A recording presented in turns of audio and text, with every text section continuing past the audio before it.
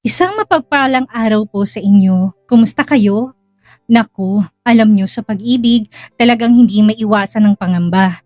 Lalo na kapag ang taong mahal mo ay may malalim na koneksyon sa nakaraan mo. Yan ang nararamdaman ngayon ni Cassandra. Sino ba naman ang hindi kakabahan kung ang dating tinatawag mong daddy ay posibleng maging kuya mo at ang ex-husband mo ay magiging pamangkin mo na lang? Nakakalito na, nakakatakot pa sa mga mata ng lipunan. Pero hindi lang yan ang pasabog ngayon mga katropa. Dahil habang pilit na nag-iingat sina Delton at Cassandra, ang baliw na ex-husband na si Garrett, unti-unti na nagiging halimaw. Idadaan ba naman sa dahas at pananakal ang kanyang galit dahil lang ayaw na siyang balikan ni Cassandra? Kung kayo ang nasa kalagayan ni Cassandra, matatakot din ba kayo o mas lalo niyong ipaglalaban ang lalaking tunay na nagpapahalaga sa inyo? Ihanda ang inyong mga puso sa mas matitinding tagpo. Simulan na natin. Cassandra POV. Nagagayak ako para puntahan si Delton sa kumpanya niya. Nagtatampo na ako sa kanya dahil hindi siya pumupunta sa office ko kahapon. Kung hindi ko lang talaga siya namimiss, hindi ko siya pupuntahan. Nag-uusap naman kami sa cellphone pero hindi sapat yon. I want to see his face. Paalis na sana ako nang biglang bubukas ang pintuan. Pumasok naman si Mommy Dahlia. Naabala ba kita? Tanong niya sa akin. Ibinaba ko naman kaagad ang bag ko. Hindi naman po. May kailangan po ba kayo? Magalang pong tanong sa kamuling naupo para kausapin si Mommy Dahlia. Naupo naman siya sa upuang nasa harapan ng lamesa ko. Gusto lang sana kitang tanungin. Kanina ko lang kasi nalaman. Totoo bang si Delton ang may-ari ng Lux Lane? Kuryoso niyang tanong. Opo, sagot ko naman. Talagang ginugulat niya kami. Hindi alam ni Anton at ni Dad ang tungkol sa business niyang yon.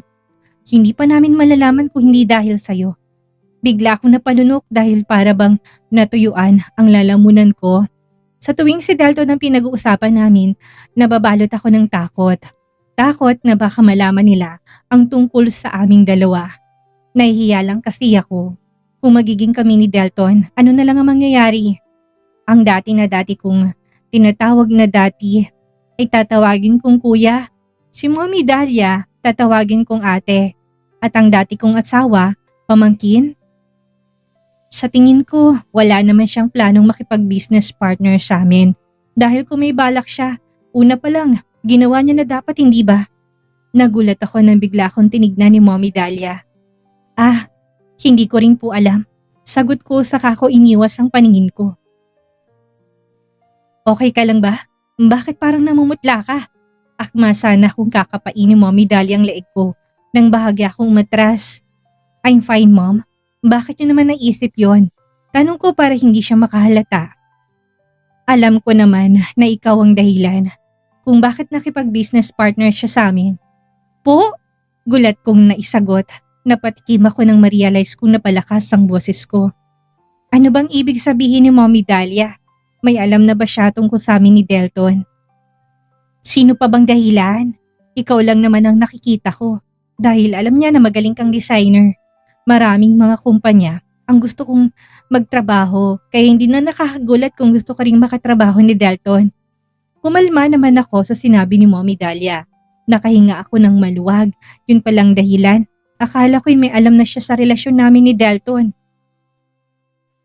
Sa tuwing iniisip kong sabihin sa kanila, kinakain pa rin ako ng hiya at takot.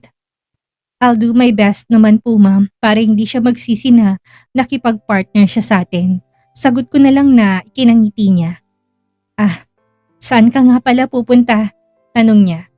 Akala ko hindi niya na napansin yon pero hindi pala. Papunta po ako sa Chavez Heritage Designs para sana makausap siya. May kailangan lang po kaming pag-usapan tungkol sa ilalabas namin yung design ngayong buwan o sa susunod na buwan. Sagot ko. Napatango-tango naman siya. O siya, umalis ka na dahil baka nainip naman yon na maghintay sa'yo. Kung hindi mo alam ang ugali ni Delton, masyadong maliit ang pasensya noon. Daig pang pasensya ng babae. Natatawa niyang saad. Natawa na lang din ako. Totoo naman yun pero sa ibang tao niya lang yun ginagawa ni Delton. Subukan niyang magalit sa akin dahil makikita niya rin ang galit ko. Nang tumayo si Mommy Dahlia ay tumayo na rin ako. Mag-iingat ka. Kapag may kailangan ka, sabihin mo lang kaagad sa akin. Tumango na lang ulit ako sa kanya.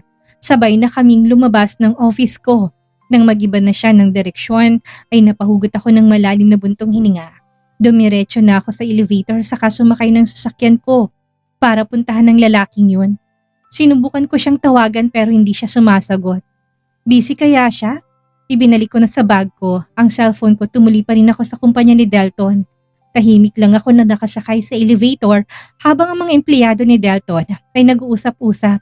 Palihim na lang ako napapangiti dahil kilig na kilig sila habang pinag-uusapan si Delton. Ang lambot-lambot ng mga kamay niya. Ang sarap hawakan. Kinikilig pang sambit ng isang babae. Bakit? Nahawakan mo na ba siya para masabi yan? Oo naman. Nagatid ako minsan ng mga papeles sa kanya. Wala kasi si Ricky at Alvin, kaya dumiretso ako sa kanya. Nung kinuha niya sa akin yung mga papeles, lumampas yung kamay niya sa kamay ko, kaya nahawakan niya ako.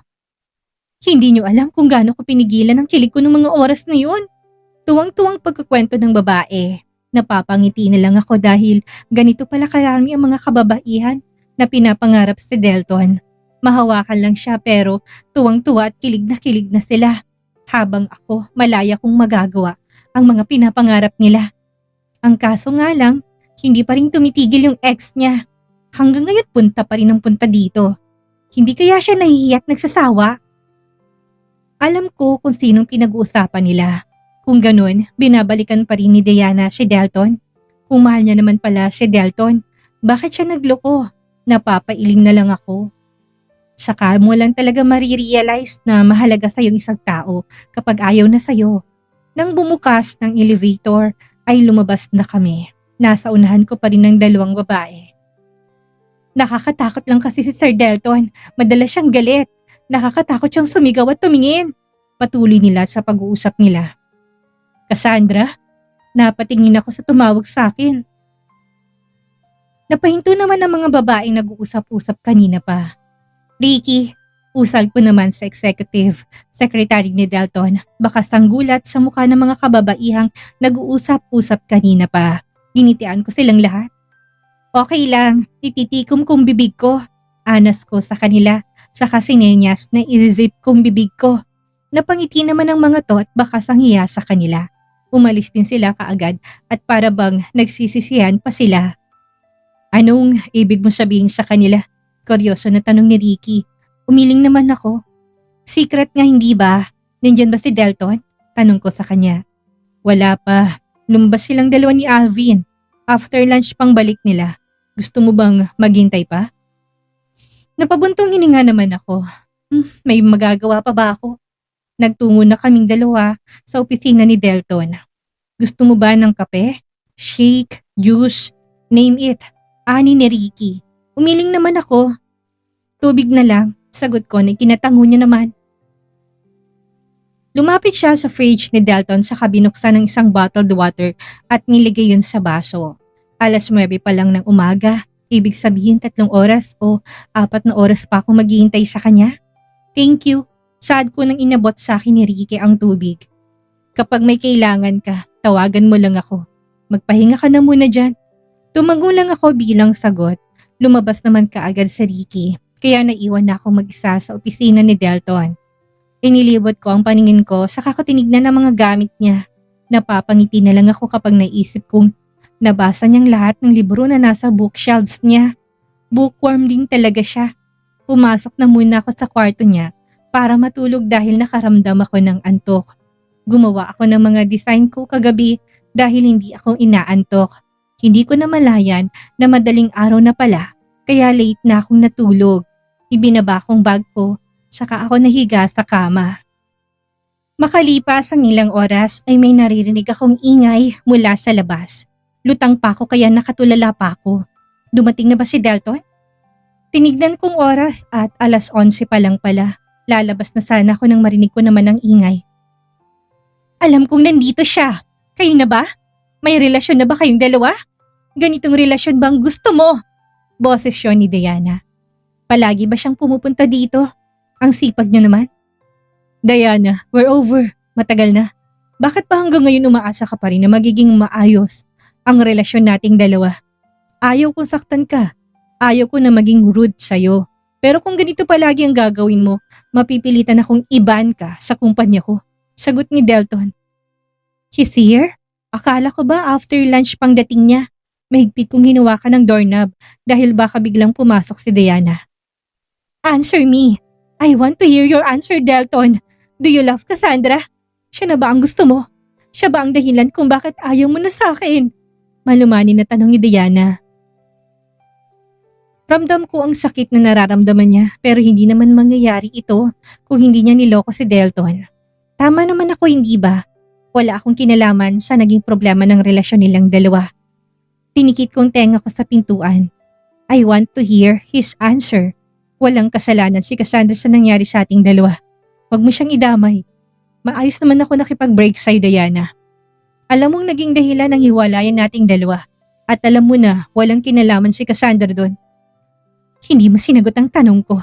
Ani naman ni Diana. Sa tingin ko hindi siya titigil hanggat hindi niya nalalaman ang totoo. Ganung babae ba talagang gusto mo? Hindi mo siya kayang ipagmalaki sa publiko, Delton. You want a divorce woman? Sa tingin mo ba, magagawa mong ipagmalaki ang relasyon yung dalawa?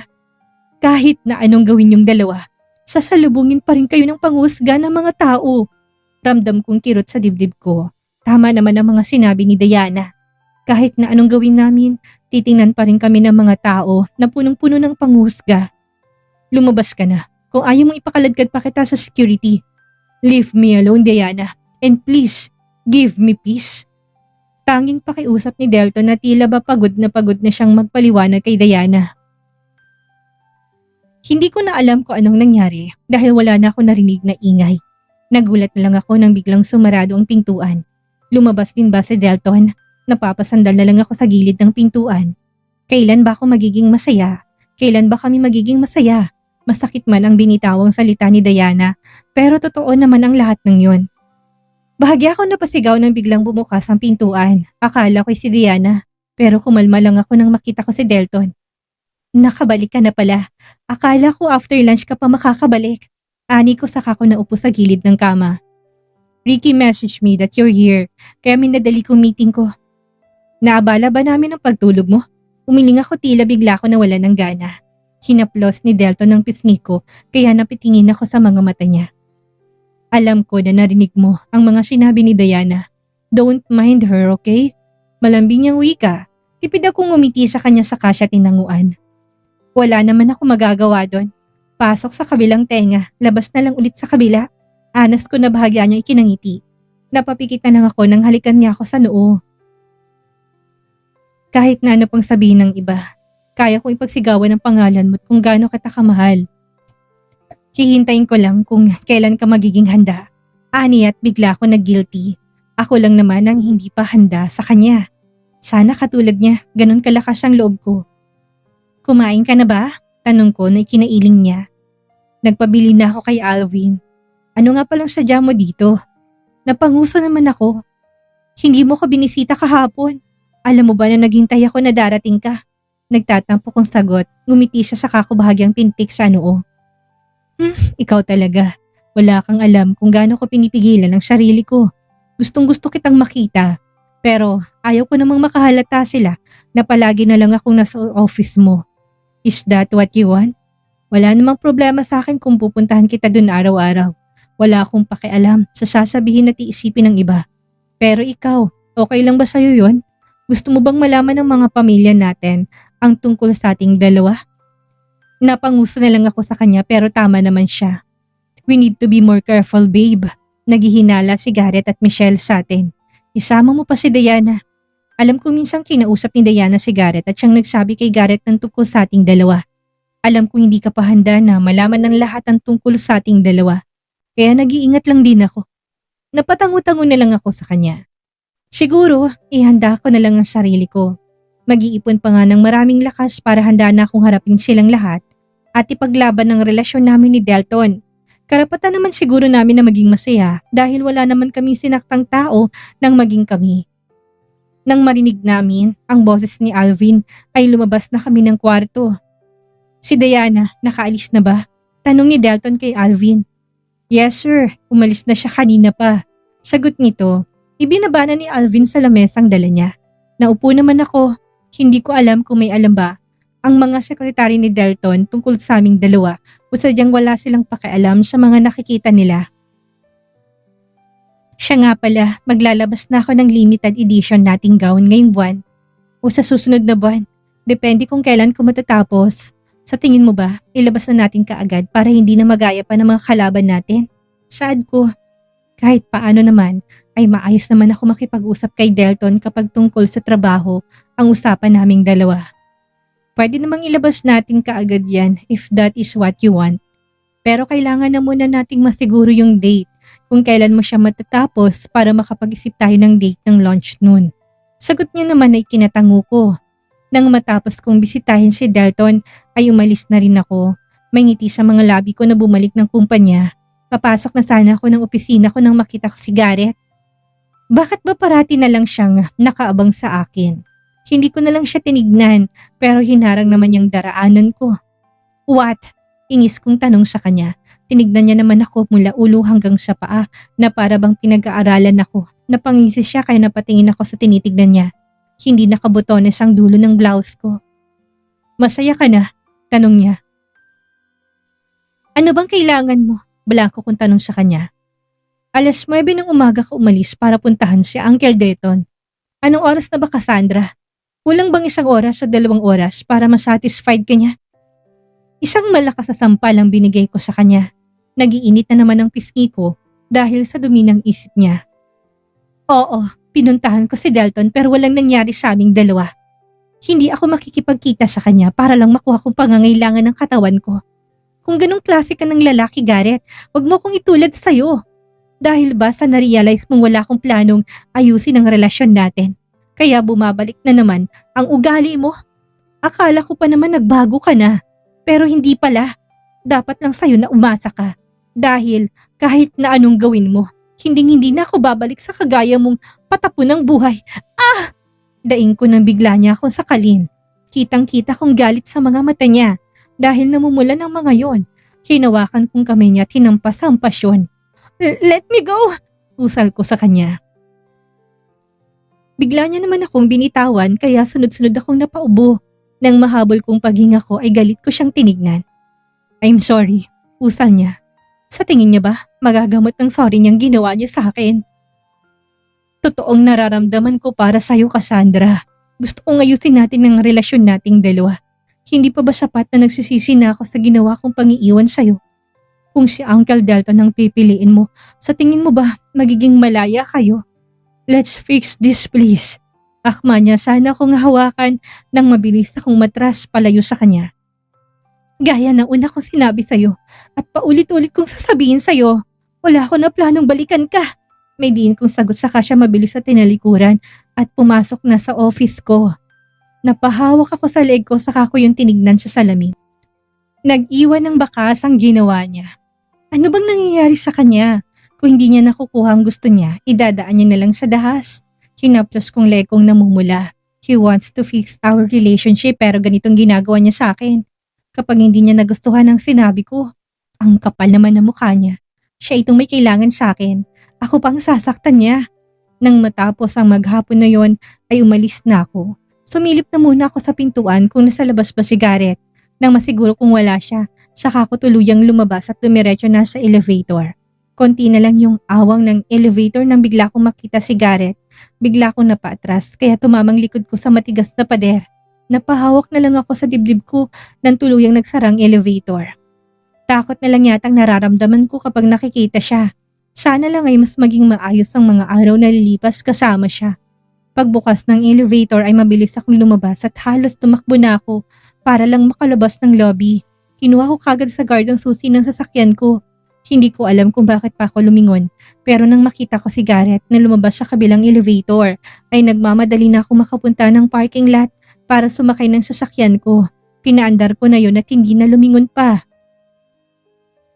Nang makauwi ako ng penthouse ay pabagsak akong naupo sa sofa saka ko inihilig ang ulo ko at tumulala sa kisame.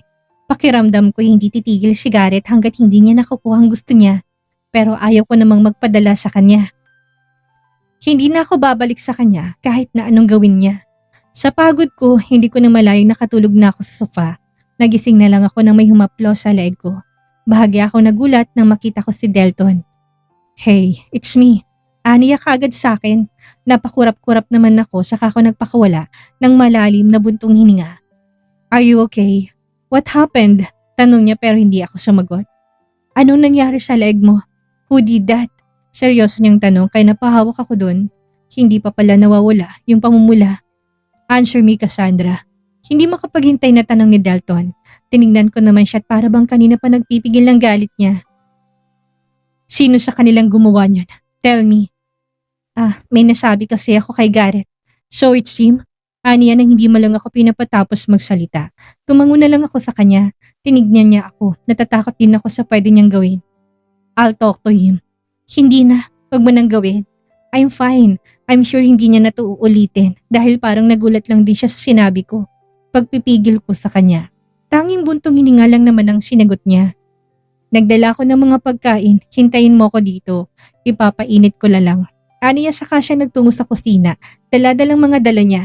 Pumasok naman ako sa kwarto ko para magbihis. Muli kong tinignan ng leg ko at mas lalong namulang bakas ng pagkakasakal ni Garrett sa akin. Napapailing na lang ako pero natakot din ako dahil baka hindi niya na ako bitawan.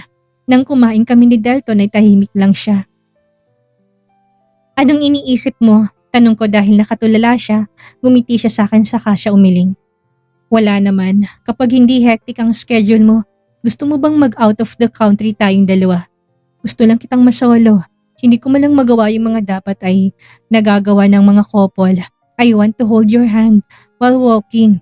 Gusto kong mag-date din tayong dalawa na walang iniisip na baka may makakita sa ating dalawa. Napangiti ako dahil pareho pala kami ng iniisip. Gusto ko ring maranasan ang mga karaniwang ginagawa ng mga couple kasama siya. Sure, I'll tell you pero siguro after na ng launch ng new gown natin. Sagot ko na ikinatango niya. Matapos namin kumain ay umalis din siya kaagad. Akala ko pa naman mag-stay siya nang matagal matutulog sa penthouse ko. Dahil yun naman ang madalas niyang ginagawa kapag pumupunta siya dito. Naipilig ko na lang ang ulo ko dahil sa mga iniisip ko. Wala naman siguro siyang gagawin na posibleng maging gulo. Naku, talagang kumukulong dugo ko sa Garrett na yan. Biruin mo, matapos mang iwan at manakit noon. Ngayon naman dadaan niya sa dahas at pananakal dahil lang hindi makuha ang gusto niya. Lalong lumalabas ang totoong kulay niya. Pero alam nyo, may napakahalagang aral na naman tayo na dapat bitbitin mula sa kabanatang ito. Ang taong tunay na nagmamahal sa'yo, hindi gagamit ng dahas para pilitin kang manatili. Tandaan natin, ang pag-ibig ay hindi pag-aari o kontrol. Kapag ang isang lalaki o babae ay nagsimula ng manakit physically dahil lang sa nasugatan ng kanyang pride, hindi yan pagmamahal. Yan ay babala na dapat mo na siyang layasan habang buhay. Gaya ni Cassandra, wag nating bibigyan ng puwang ang mga taong mapanakit sa ating buhay. At naku, si Delton naman, ramdam ko matinding galit na pinipigil niya para lang protektahan si Cassandra. Ano kayang gagawin ni Delton kapag nalaman niyang hindi lang basta pamumula ang nasa leeg ng kanyang mahal, kung hindi bakas ng pagtatangka sa buhay nito? Totoo nga kayang tatahimik lang siya o ito nang mitya para tuluyan niya ng pabagsakin si Garrett? Abangan natin ang susunod na kapanapanabik na kabanata. Kung kayong nasa posisyon ni Cassandra, isusumbong niyo ba ng tuluyan si Garrett kay Delton? I-comment nyo ang inyong mga opinyon sa ibaba. Huwag kalimutang i-like ang video na to at mag-subscribe para lagi kayong updated. Muli, ako ang inyong kaibigan si Miss Maria. Magkita-kita muli tayo sa susunod na bahagi ng ating kwento. Hanggang sa muli at mag-ingat po tayong lahat.